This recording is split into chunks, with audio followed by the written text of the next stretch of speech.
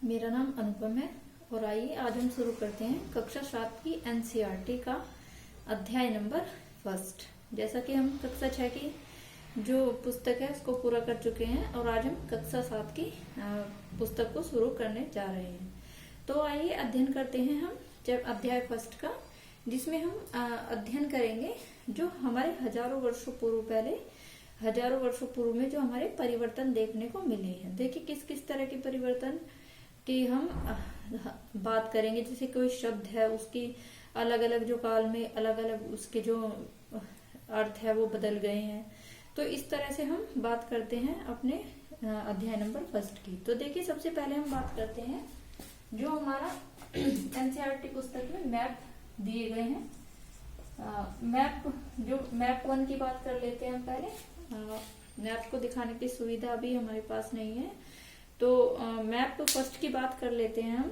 तो map first में देखिए जो मैप फर्स्ट का जो हमारा जो बनाया था वो कहा जाता है कि जो अरब के एक व्यक्ति थे जो 1154 में उन्होंने 1154 में ये क्या करा था, मैप को एक तरह से स्थानों को जो भारत के दिखाने की कोशिश की थी, मैप को बनाने की कोशिश की थी। किसने? जिनका क्या नाम था, अल अदरीसी द्वारा जो इसको बनाने की कोशिश की गई थी। ऐसे ही देखिए एक जो हमारा फ्रांसीसी व्यक्ति थे गिवालामदा लिसे, वो फ्रांसीसी व्यक्ति थे। उन्होंने क्या ऐसे ही उन्होंने एक मैप में जो भारत के जो जगह हैं उन्हें दिखाने की जो कोशिश की। तो देखिए जो ये दोनों मैप थे, मैप 1 और मैप 2, इनमें बहुत ही अंतर था। मैप 1 और मैप 2 में क्या था, बहुत ही अंतर था। जो जगह मैप 1 में साउथ में दिखाई गई थी वही जगह मैप 1 में नॉर्थ में दिखाई गई थी, और जो जगह मैप 2 में हमारा किस में दिखाई गई थी, नॉर्थ में, वो उसी जगह साउथ में दिखाई गई थी। तो इस तरह से इन दोनों मैपों में हमारा बहुत ही अंतर था। आइए अब हम बात करते हैं। देखिए जैसे हमारा क्या था, शब्दावली भी अलग अलग थी। जैसे हमने पहले बात कर चुके हैं हम पहले अध्यायों में किसकी, जो हमारे अभिलेख थे, अभिलेखों की देखिए जो भाषाएं थी वो कैसी थी, भिन्न भिन्न थी। अब देखिए जैसे हम अब की बात वर्तमान की बात करते हैं कि किसी जगह में जैसे हम किसको, स्वागत को कुछ अपने यहाँ पे हम स्वागत बोलते हैं, उस स्वागत को उसी भाषा में कुछ और बोला जाता है। तो इस तरह से देखिए जो शब्दावली थी पहले भी क्या थी, वो अलग अलग अभिलेखों में जैसे अलग अलग हमारी भाषाओं का प्रयोग किया गया था। तो इस तरह से हम समझ सकते हैं। आइए हम समझते हैं जो हमारा शब्द है हिंदुस्तान के बारे में। देखिए हिंदुस्तान का भी जो मतलब है वो अलग अलग कालों में अलग अलग तरह से किया गया है। तो आइए समझते हैं कि हिंदुस्तान का जो हमारा शब्द का प्रयोग है वो किस तरह से कैसे कैसे किया गया है अलग अलग कालों में। तो हम बात कर लेते हैं, किसकी बात करते हैं, हिंदुस्तान की। तो देखिए हिंदुस्तान,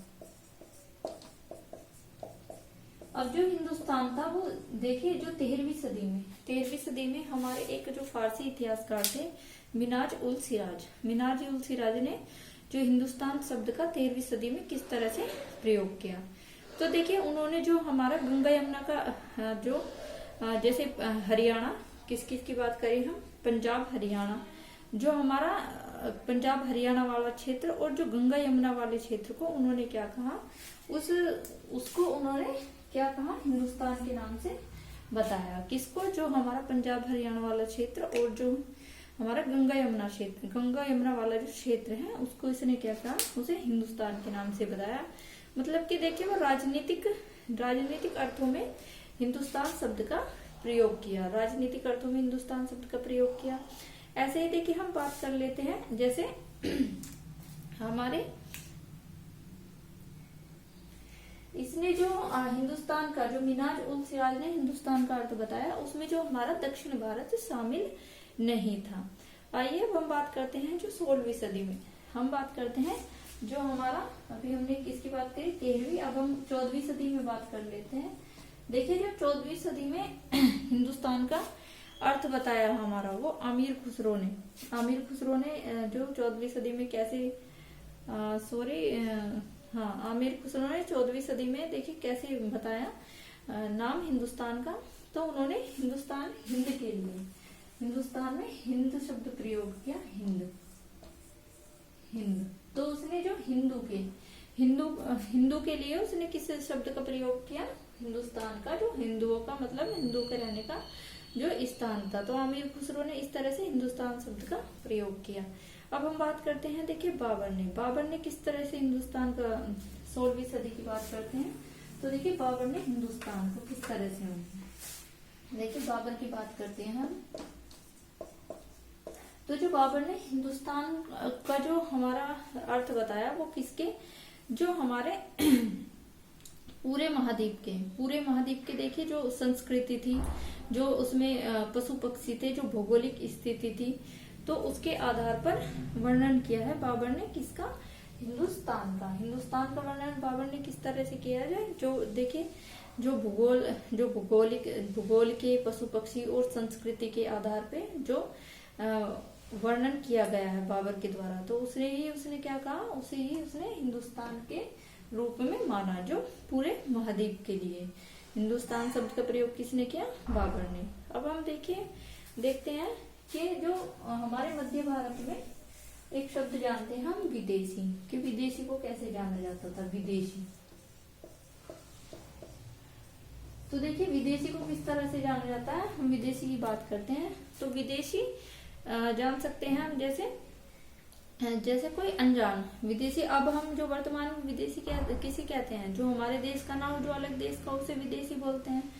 तो देखिए जो मध्य भारत में हमारा विदेशी शब्द जो किसी अनजान व्यक्ति के लिए यूज किया जाता था, अनजान के लिए कैसे, मान लीजिए कोई एक क्षेत्र है, एक गांव है, उससे जो अलग गांव का है, जो उससे अलग क्या भाषा वेशभूषा जिसकी होती थी, तो उसे क्या बोलते थे, उसे ही विदेशी कहा जाता था। अब हम बात करते हैं, देखिए जो इतिहास और उनको जानने के स्रोत, जैसे भी हम पहले बात कर चुके हैं, जैसे हमारे क्या थे, अभिलेख थे हमारे सिक्कों के द्वारा, और जो पुरातत्वविदों द्वारा जो सामग्री प्राप्त होती है, तो उनके द्वारा ये कैसे जानकारी मिलती है हमें, पहले जो क्षेत्रों के बारे में कैसे जानकारी मिलती है, देखिए अभिलेखों के माध्यम से, सिक्कों के माध्यम से, और हमारे जो पुरातत्वविद जो सामग्री जो खुदाई में निकालते हैं उनके माध्यम से हमें ये जानकारी मिलती है, और जो हमारे देखिए शिलालेख थे उनके माध्यम से हमें ये जानकारी मिलती है। तो इस तरह से हम जो जानकारी जुटा सकते हैं पहली चीजों के बारे में।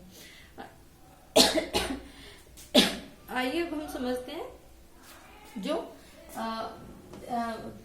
मध्यकाल में हमारा देखिए पांडुलिपि जो थी, पांडुलिपि की उनकी संख्या बढ़ने लगी।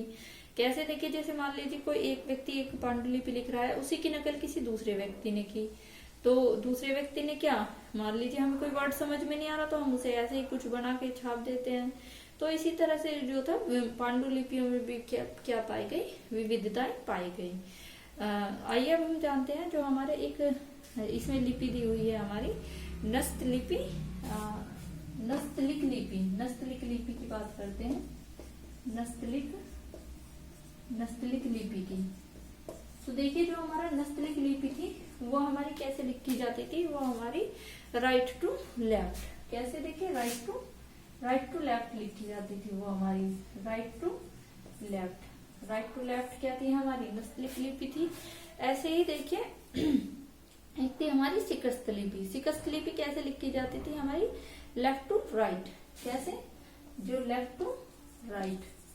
तो जो हमारी नस्तलिक लिपि थी वो हमारी राइट टू लेफ्ट, और जो ये थी हमारी शिकस्त लिपि हमारी लेफ्ट टू राइट लिखी जाती थी। अब देखिए हम बात करते हैं किसके बारे में, अब हम बात कर लेते हैं जो हमारे सामाजिक और राजनीतिक समूह थे। तो देखिए इसमें नए प्रकार के क्या थे, नए प्रकार के हमारे समूह बने, नई टेक्नोलॉजी आ गई, और क्या था, नए प्रकार के खान पान, जैसे देखिए चाय कॉफी, ये सब खान पान, इनका भी हमें ये हमारे क्या होने लगे, उत्पादन होने लगा। और इनका देखिए जैसे हमारे नए जो क्या था नए धर्मों का प्रचार प्रसार होने लगा। जैसे देखिए 7वीं सदी में जो भारत में एक धर्म आया था हमारा कुरान शरीफ, तो कुरान शरीफ के बारे में अलग अलग तरह से इस जो अध्याय इसमें बताया गया। तो देखिए हमने कैसे पढ़ा, जो हमारे किस परिवर्तन हुए, किस तरह से खान पान में भी परिवर्तन हो गया, हमारे पांडुलिपियों में भी विविधता देखने को मिली। तो इस तरह से जो अलग अलग शब्द थे उनके अलग अलग काल में किस तरह से उनके प्रयोग किए जाने लगा। तो इस चैप्टर में बस इतना ही रखते हैं, मिलते हैं हम अगले अध्याय में। धन्यवाद।